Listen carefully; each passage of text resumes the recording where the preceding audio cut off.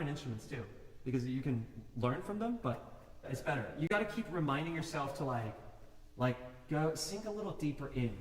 Then we like kind of like get captivated more as well. Like those, you're doing it already, so like just do everything. Just to imagine like whatever, maybe like a heavier bow. You know what I did actually? I switched my bow technique to Russian bow, so that I could just not have to change too much except for one thing. And then I just went like, so the difference was like,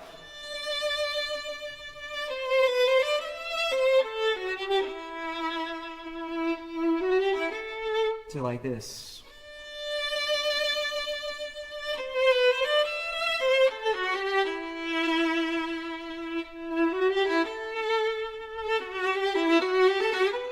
Just everything's a little bit more intention. I have to like, it's a little clumsier actually, right? The Russian bow is not easy, but because of its clumsiness, I have to manually like focus a little bit more, and that's just enough. That's the secret to unlocking like just my potential, right? So you can think about that. There's all these little things that you should try, and you should try all of them, like playing with or without shoulder rest, because you never know, you could unlock something that's like, that just works for you. Right? So that's what I learned. I learned with shoulder rest, side shoulder rest, middle shoulder rest, you know, over the different shoulder rest, like chin rest, sorry. And then different shoulder rests. I've tried like every single shoulder rest there is.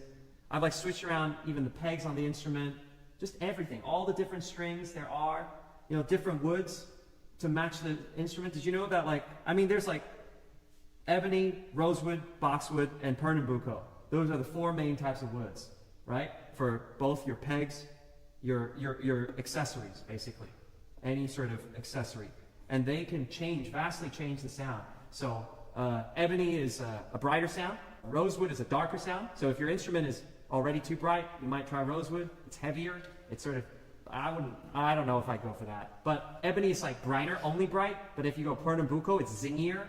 Boxwood is sort of warmer. Yeah. So those are that's like a general sense. And then you know, there's also this thing, the tailpiece.